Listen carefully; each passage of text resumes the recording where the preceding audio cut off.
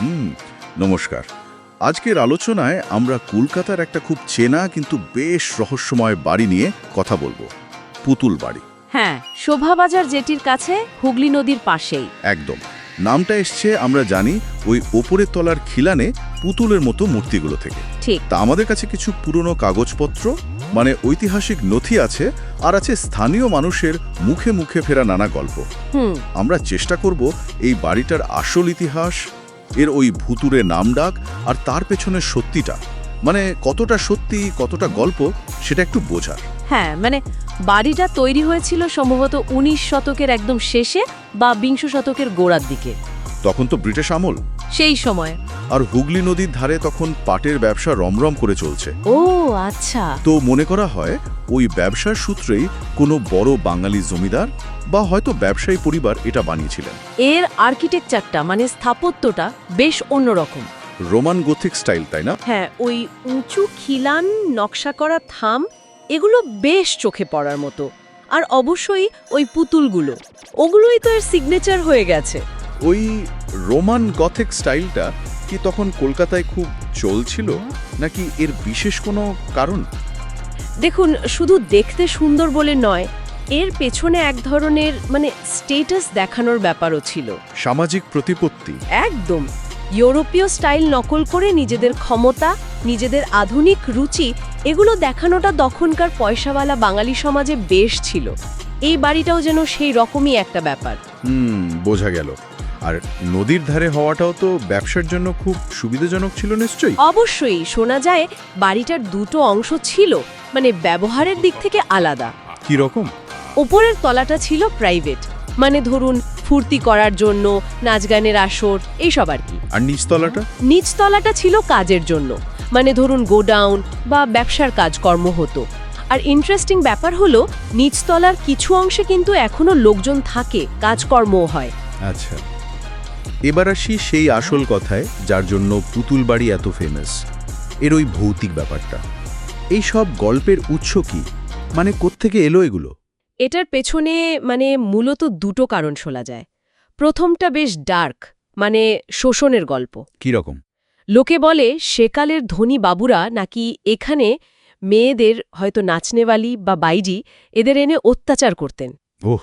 এমনকি খুন করার কথাও শোনা যায়। তো বলা হয় এদেরই অতৃপ্ত আত্মা নাকি এখনও ওপরের তলায় ঘুরে বেড়ায়। এটা তো বেশ সাংঘাতিক শোনাচ্ছে। সেই সময়ের ওই জমিদার বা বাবু কালচারের একটা অন্ধকার দিকের মতো। ঠিক তাই, ক্ষমতার আস্ফালন আর তার খারাপ দিকটা।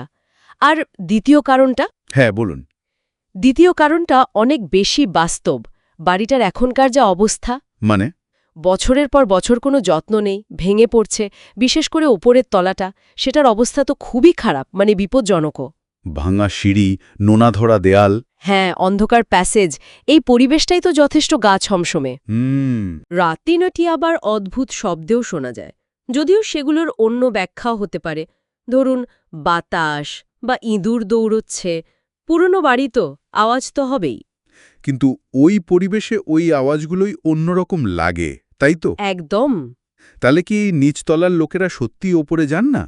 আর এই যে এত প্যারানর্মাল ইনভেস্টিগেটররা যান? হ্যাঁ, নিচতলার যারা থাকেন তারা সন্ধ্যের পর ওপরের তলায় যান না বলেই শোনা যায়। এটা একটা অলিখিত নিয়মের মতো। আচ্ছা। আর বাড়িটার চেহারাটাই তো অদ্ভুত। ধরুন চাঁদের আলো পড়লে ওই মূর্তিগুলো যেন মানে জীবন্ত মনে হয়। তার উপর আবার ডকুমেন্টারি, ইউটিউবারদের ভিডিও। হ্যাঁ, এই সব মিলিয়েই তো এর ভুতুরে বাড়ির নামটা একেবারে পাকা হয়ে গেছে। ফলে প্যারানর্মাল বিষয়ে উৎসাহীদের আনাগোনা তো বাড়বেই। এখন বাড়িটা ঠিক কি অবস্থা, মানে কেউ যদি যেতে চায়? এটা তো প্রাইভেট প্রপার্টি, তাই ঢোকাটা বেশ রেস্ট্রিক্টেড। বিশেষ করে ওপরের তলাটা, যেটা বিপজ্জনক বলছেন। হ্যাঁ, ওই অংশটা তো প্রায় বন্ধই। তাছাড়াও যারা থাকেন তাদের প্রাইভেসি, সেফটি এসবের জন্য ট্যুরিজমের কোনো ব্যাপারই নেই। কলকাতা পৌর সংস্থা কি এটাকে হেরিটেজ ঘোষণা করেছে? না, এখনও পর্যন্ত করেনি। যদিও এর ঐতিহাসিক গুরুত্ব আছে, তাই এটা বাঁচিয়ে রাখার কথা অনেকেই বলেন। তাহলে এই যে এত ভৌতিক অভিজ্ঞতার দাবি, এর পেছনে আসল সত্যিটা কি? সায়েন্স কি বলে? দেখুন, ওই অলৌকিক দর্শন বা আত্মার উপস্থিতি এসবের তো কোনো বৈজ্ঞানিক প্রমাণ নেই। নেই, ঠিক। আর ওই অদ্ভুত শব্দগুলোরও লজিক্যাল ব্যাখ্যা দেওয়া যায়, বাতাস, ইঁদুর বা পুরনো কাঠামোর আওয়াজ। কিন্তু যেটা সত্যি তা হলো বাড়িটার পরিবেশ। একটা ১০০ বছরের বেশি পুরনো ভাঙাচোরা বাড়ি, যার সাথে এত অন্ধকার ইতিহাস জড়িয়ে, সেটা সত্যি একটা রহস্যময়, এমনকি ভুতুড়ে ফিলিং দিতেই পারে। স্থানীয়দের ভয়টাও তো বাস্তব। হ্যাঁ, তাদের কাছে তাদের অভিজ্ঞতাটা সত্যি। তাহলে সব মিলে পুতুল বাড়ি শুধু একটা বাড়ি নয়, এটা কলকাতায় ইতিহাসের একটা অংশ, যেখানে আর্কিটেকচার, টাকা পয়সা, শোষণ, অবহেলা, লোককথা সব মিলেমিশে গেছে। আর মুখে মুখে ফেরা গল্পগুলো সব মিলিয়েই এটা এত রহস্যময়, ভূত থাক বা না থাক। কেউ যদি দেখতে চান, শুভাবাজার ঘাট এলাকা থেকে বাইরে থেকে বাড়িটা দেখা যায়, তবে ভেতরে ঢোকার জন্য পারমিশন লাগে, আর ওপরের তলাটা কতটা নিরাপদ সেই প্রশ্নটা তো রইলই। আলোচনা শেষ করার আগে একটা প্রশ্ন দর্শকদের মনে উস্কে দিতে চাই। এই পুতুল বাড়ির মতো ঐতিহাসিক কিন্তু অবহেলিত, আবার গল্প কিংবদন্তিতে মোড়া জায়গাগুলোর ভবিষ্যৎ কী হওয়া উচিত?